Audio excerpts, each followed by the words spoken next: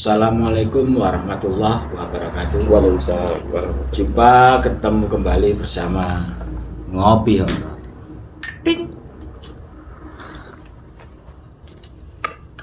Oke, pada kesempatan malam hari ini alhamdulillah saya bisa bertemu sama Mas Moko. Tapi kalau panggilan akrabnya, saya biasanya dari kecil dulu manggilnya Mas Noise.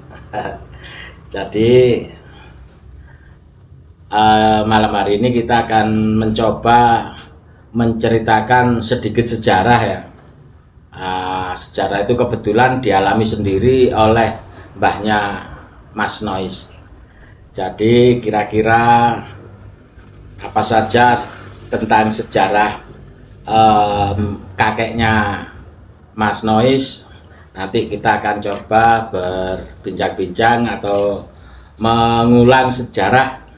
Jadi biar anak cucu kita itu tahu bahwa kakek buyutnya dulu adalah pelaku sejarah walaupun rakyat biasa. Jadi kebetulan kakeknya Mas Noise ini seorang anggota polisi dulunya. Jadi seperti apa nanti kita akan coba tanyakan langsung pada Mas Noise.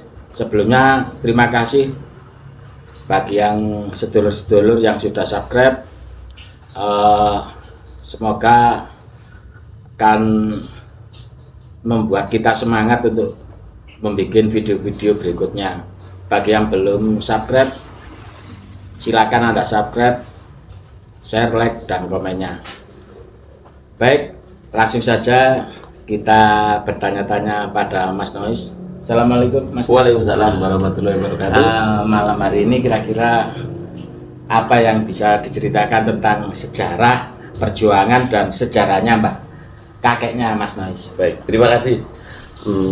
Saya hanya mau menceritakan ini pengalaman kakek saya. Ya, jadi kakek saya itu adalah seorang polisi. Tapi polisi di era tahun 50 sampai tahun 70. Beliau pensiun dari kepolisian itu sekitar tahun 72. Mungkin saya ada fotonya, ini kakek saya. Nah, ini kakek saya, namanya Sarimun. Kalau orang sini menyebutnya Mbah Mun, Terkenalnya Mbah Mun, dengan pangkat terakhir itu pembantu letnan 1 atau Aibtu. Pengalaman dari kakek saya itu selain pernah ikut dalam perang kemerdekaan, itu adalah yang berhubungan dengan horor. Itu gini, kakek saya itu pernah bercerita bahwa di kisaran sebelum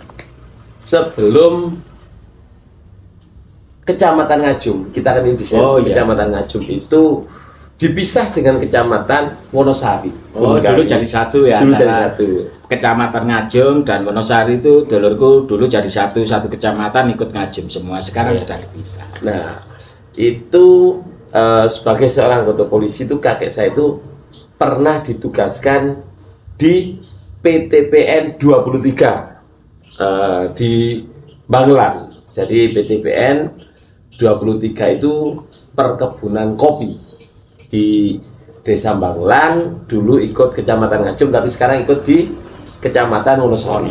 Kecamatan Wonosari. Nah, zaman dahulu itu mungkin seorang anggota polisi itu belum ada kendaraan, Mas. Betul. Jadi zaman dahulu itu kalau mereka itu patroli, kalau tidak jalan kaki pakai sepeda ontel. Karena waktu dulu inventaris belum seperti sekarang ya. Belum Mas, seperti ya. sekarang. Kalau sekarang mungkin polsek itu minimal punya 3 mobil. Betul, belum motornya yang ada yang trail, ada yang Dulu pakai sepeda ontel, kalau gitu jalan kaki keliling wilayah kecamatan. Satu-satunya kendaraan yang ada pada saat itu adalah milik PTP 23 Bangulan itu kalau dulu namanya Nimok, orang nyebutnya Nimok. Oh iya ya. Nimok itu produksi Amerika seperti truk kecil Ya. ya, semi jeep lah itu. Nah, itu kalau sekarang itu kalau di kepolisian ada namanya BIM Opvit, pengamanan objek vital. Mungkin dulu sudah ada, cuma jadi kakek saya itu dulu selain tugasnya itu di kepolisian, di polsek menjaga keamanan wilayah, juga pengamanan objek vital. Pernah di Wonosari, kalau Suran, Suran itu Gebyar Suroan. Kebiar Suran, nah, itu, dan juga pengamanan di objek vital di perkebunan Bangulan. Pengalaman yang berhubungan dengan horor dan mistis itu adalah ini, untuk Nimok atau Unimok itu sering dipinjam, sering digunakan anggota kepolisian atau polsek Nganjuk, baik itu untuk urusan tugas, urusan keamanan dan patroli gitu. Langsung saja, jadi pada saat tahun 65, ini cerita kakek saya langsung ke sana. Jadi tahun 65 itu kejadian G30 SPKI ya, itu pengalaman kakek saya itu bilang bahwa setelah kejadian tersebut itu Unimok atau Nimok tersebut digunakan untuk membawa anggota organisasi tersebut untuk dilakukan eksekusi atau apalah zaman dahulu, mungkin sekarang sudah tidak ada itu ya. Nah, eksekusi yang banyak dan pernah terjadi itu di daerah mana saya itu antara Lupawon. Lupawon sana itu ada sebuah sumur di tengah. Mungkin kalau sekarang kalau kita ke arah Lupawon, kalau ke Lembah Indah, sekarang kan terkenal Lembah Indah itu di kalau kita dari arah Ngajum itu di kiri jalan tuh ada pohon manggis itu. Pohon manggis ya, hutan manggis itu. Nanti suatu saat kita akan coba eksplor ke sana dulu tuh, biar tahu. Maksudnya paling enggak bukan kita paling enggak kita tahu bahwa di situ dulu ada sumur, seperti sumur ya, memang sumur akhirnya untuk kuburan massal mungkin kuburan massal. Nah, jadi tawanan atau orang-orang yang diduga ikut organisasi X tersebut dibuang, dieksekusi menggunakan Nimok tersebut. Oh, jadi Nimok itu untuk ngangkut jenazah yang sudah jadi jenazah. Belum orang hidup. Kemudian dieksekusi di sumur, di Manggis Lupawon. Iya. Jadi mungkin ya termasuk Nimok dari perkebunan Bangulan itu mungkin termasuk sebagai alat transportasi. Betul. Karena cuman itu yang ada. Ya, ada cuma itu. Iya. Itu aja pinjam. Nah, karena keseringan di sana. Nah, selain itu, selang berapa tahun, berapa bulan kemudian kan Nimok tetap dipinjam digunakan oleh anggota kepolisian Nganjuk. Nah, suatu malam setelah tugas dari Gunung Kawi, setelah Suran, itu kakek saya itu sendiri membawa Nimok itu dari Gunung Kawi, tapi melewati jalan lama dulu. Jalan lama. Lewat namanya alas itu, yang lewat Gendong. Belongko, alas Belongko. Nanti suatu saat kita jalan-jalan di sana. Nah, alas Belongko dan tepat di Manggis tersebut. Oh, yang tempat eksekusi. Di tempat eksekusi tersebut tiba-tiba Nimok itu berhenti sendiri. Mogok. Loh, ini kenapa? Kakek saya, namanya polisi ya. Iya. Diam.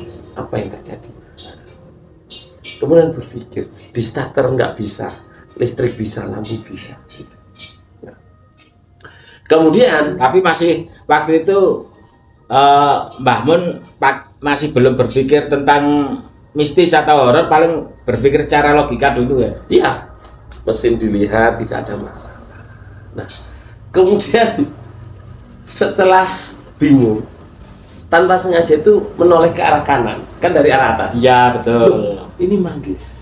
Nah, manggis itu mungkin ya karena Tempat kejadian iya, peristiwa yang untuk eksekusi itu. naluri orang Jawa. Ya betul. Nah, akhirnya mungkinkah adakah hubungannya dengan kejadian tahun 65?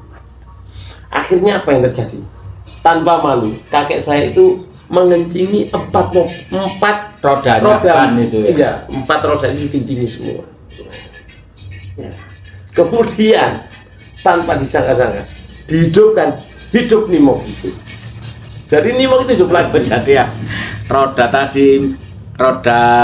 Nimok tadi kan ada 4 roda dikencingi satu-satu tuh lho. Ternyata hidup lagi, bisa hidup dan bisa pulang sampai ke Polsek Ngaju. Itu mungkin sedikit cerita tentang horor yang pernah dialami oleh kakek saya, Mbah Sarimun, pada saat dinas dan ada hubungannya dengan kegiatan atau kejadian tahun 65. Jadi memang seperti itu dulu Bu. Istilahnya yang mengalami peristiwa, mengalami kejadian itu kan berhubungan langsung. Jadi waktu Mbah Sarimun itu lewat di situ malam-malam, padahal itu kejadiannya udah selang lama, habis kejadian itu selang lama, sudah aman lah Indonesia. Nah seperti itu. Jadi residual istilahnya yang pernah tersimpan di situ, energi residual energi itu masih ada di situ. Jadi mungkin ya secara kalau kita lihat secara gaibnya mungkin istilahnya dijailin lah seperti itu, mungkin dijailin. Jadi saya juga punya cerita itu tentang Mbah Mun. Iya, iya. Waktu saya masih kecil itu kira-kira kelas 4 SD dulu. Ada kejadian istilahnya insiden lah. Waktu itu ada insiden, nggak perlu kita ceritakan namanya. Yang insiden tadi ternyata perutnya itu kena peso. Perutnya yang insiden tadi itu kena peso, terus ususnya itu terburai keluar. Iya, iya. Waktu itu loh. Kejadiannya kira-kira 5:30 pagi. Itu saya waktu itu kelas 4 SD. Waktu itu saya mau jemput Mak Yamina, kan dulu melijo, jualan sayur gitu. Saya di Gapuro itu sama Cipto itu nunggu Mak Yamina pulang. Biasanya kita bawain dagangannya ke rumah. Saat itu ada insiden seperti itu. Yang terjadi apa? Si korban tadi itu ususnya keluar terburai, sambil tolong gitu, ya, Mas ya, Mas. ya. Saya sama Cipto itu bilang, loh bule itu kenapa? Oh kucingnya melahirkan, paling bawa anak kucing gitu. Ya. Terus kan dia lari tambah mendekat ke arah jalan raya. Ya, betul. Terus setelah saya sudah dekat, itu saya ngelihat, loh ternyata bukan anak kucing, ternyata ususnya itu terburai keluar. Setelah semua orang berkumpul, tapi nggak ada yang punya inisiatif. Mas Nois waktu itu kan ketakutan semua. Ya. Ketakutan. Mbah Mun itu keluar, kebetulan Mbah Mun keluar langsung pakai sarung. Iya, waktu itu pakai sarung, sarungnya dilepas, langsung si korban tadi ususnya dipegang, ya nggak pakai apa-apa, langsung tangan kosong itu dimasukkan lagi usus tadi. Habis dimasukkan langsung dicendingi, ya istilahnya dibalut sama sarungnya Mbah Mun tadi. Jadi orang segitu banyak yang lihat itu cuman bengong semua. Yang punya inisiatif itu malah Mbah Mun, karena ya jiwa-jiwa istilahnya penyelamatan polisi dulunya. Kalau polisi lama itu kan bener-bener orangnya apa ya, nggak giloan, maksudnya tatak lah kalau orang sekarang bilang tatak. Ya habis itu alhamdulillah Mas Nois, si korban dibawa ke rumah sakit dan alhamdulillah bisa sembuh, dan selamat. Ya. Nah, seperti itu dulurku. Mungkin ada lagi yang perlu ditambahkan, monggo. Ya sudah, mungkin itu sudah pensiun.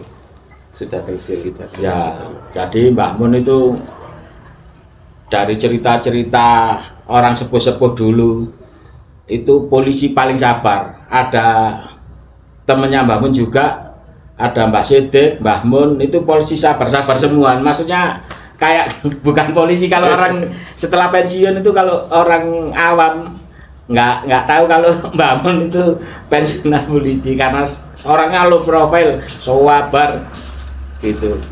Oke, mungkin cukup itu, seperti itu. Ya, Nice. sudah, mungkin itu saja cerita dari kakek saya, Mas Sarimun.